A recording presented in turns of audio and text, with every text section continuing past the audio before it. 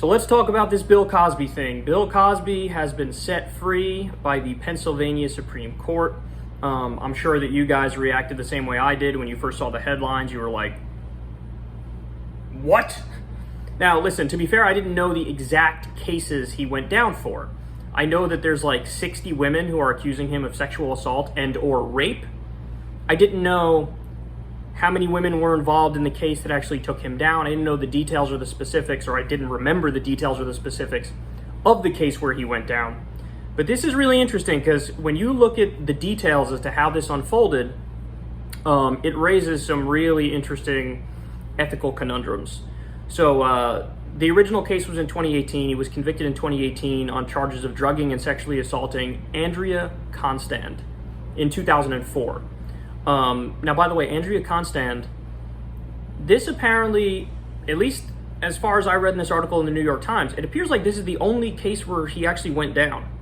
So in other words, the 59 or so other women, I guess there were issues and they weren't able to build a case because of lack of evidence and time that had lapsed between when it happened and now. So it was interesting to me right off the bat that it was like one case that he went down, and so there's a lot of them that there are accusations of where they just can't prove anything.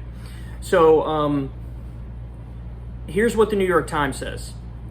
Why did the court overturn the conviction? Because prosecutors violated Mr. Cosby's rights by reneging on an apparent promise not to charge him, the court majority ruled. In 2005, Bruce L. Castor Jr., who was then the district attorney in Montgomery County, Pennsylvania, outside Philadelphia, issued a news release saying that he had declined to charge Mr. Cosby over the matter. Mr. Cosby then sat for depositions in a separate lawsuit filed against him by Ms. Constand, which he paid her $3.38 million to settle for in 2006. So he paid her in 2006 for the assault that happened in 2004, but a subsequent district attorney reversed Mr. Castor's decision and charged the entertainer with assaulting Ms. Constand after all. In the trial, prosecutors used what Mr. Cosby had said in the deposition, his admission that in decades past he had given quaaludes to women in an effort to have sex with them, as evidence against him. So, do you understand exactly what they're saying there?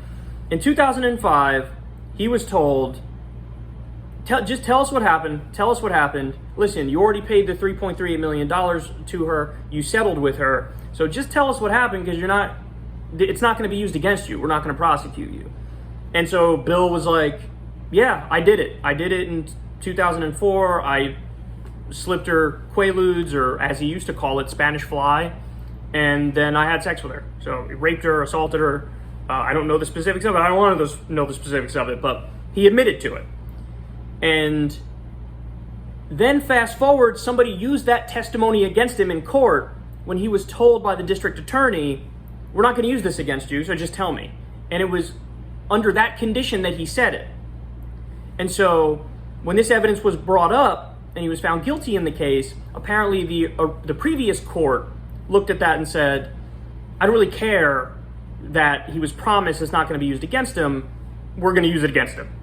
And so the Pennsylvania Supreme Court is saying this violates his Fifth Amendment protection from a right to not self-incriminate. You know? So in other words, if you want to, you can keep your mouth shut. You don't have to say anything about what you did. You have the right to remain silent. You don't have to say anything. You don't have to testify against yourself, right? And so they're saying that's what was violated because he was told we're not going to use this against you, then he said it. If he knew it was going to be used against him, he wouldn't have said shit. That's basically the argument that they're making. So the question is, did it violate his Fifth Amendment rights? And the court decided, yes, it did. So that's what they're doing here. Now, a lot of people are saying, hey, this is like a legal technicality you're getting him on. You know, it's interesting. I'm actually torn on this case, and let me explain why. Apparently, when cops are interrogating people and trying to get a confession, you're not allowed to be, quote, coercive, but you are allowed to use, quote, trickery and deceit.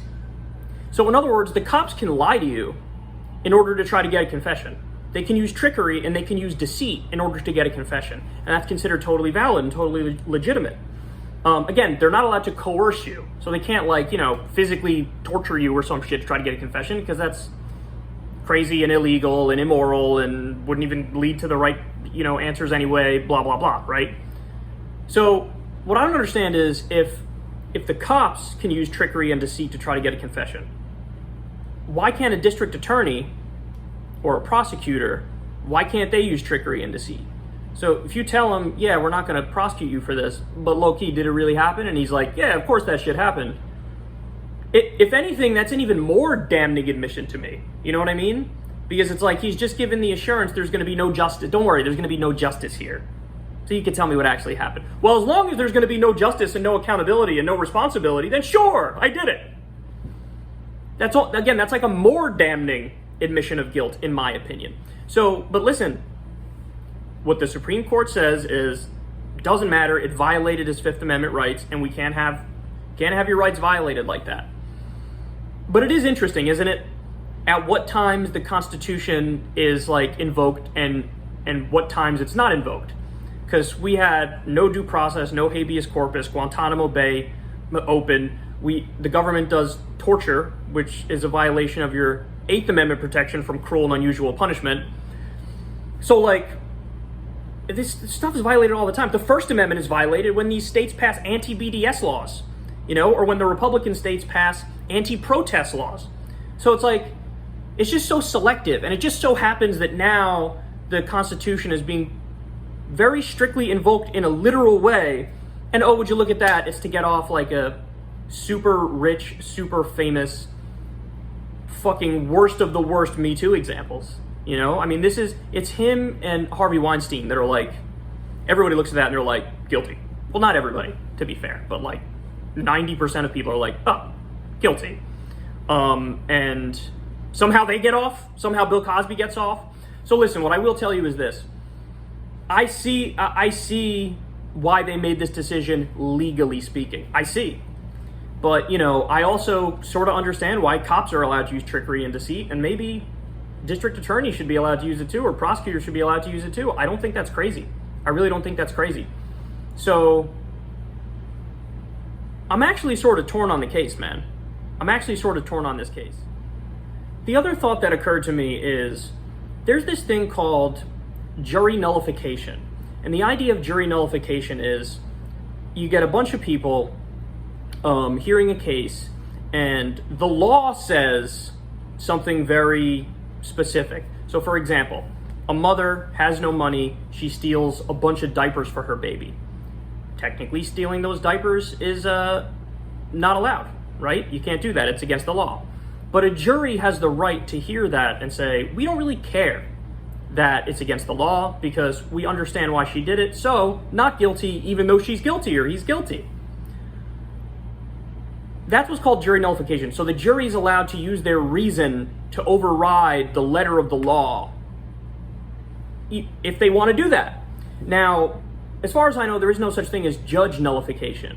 But when you hear this Bill Cosby case, you feel like, should that be a thing? Now, I don't know. I don't know the answer to that question because it depends how the judge uses it. If the judge uses it for genuinely good causes, great. But if the judge uses it and they're not intelligent enough or don't have enough common sense or whatever, and they use it in the wrong ways, then everybody would be like, no, go back to the letter of the law, because the letter of the law would be right more often. So I don't know. I don't know if judge nullification should be a thing, but I'll tell you what, this is a case where it makes me think like, hey, maybe it should be. Because if a jury could just override the law to invoke some common sense from time to time, maybe a judge should be able to also, because in the case of Cosby, I mean, listen, he's admitted this shit a number of times in weird and interesting ways. Like he was on Larry King one time in like the early 1990s or something, and he admitted to like slipping Spanish Fly, the Quaaludes, into drinks to do shit with women, two women. I mean, it's just damning. It's so damning. So we know he's guilty. We know he did it. And, it gets back to letter of the law versus spirit of the law conversation too. If you go by the letter of the law, they did violate his rights. If you go by the spirit of the law, the motherfucker's guilty. He did it. We know he did it. So real justice would be if he stays behind bars, right? So this brings up a lot of ethical conundrums, doesn't it? And I don't have all the answers. I wish I did, but I don't have all the answers. And then the final thing is, can he go down for one of the other women, maybe?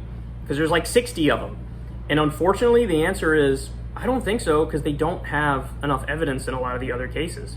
And there's a statute of limitations, you know? And so he might be off. He might be off. Quite surprising.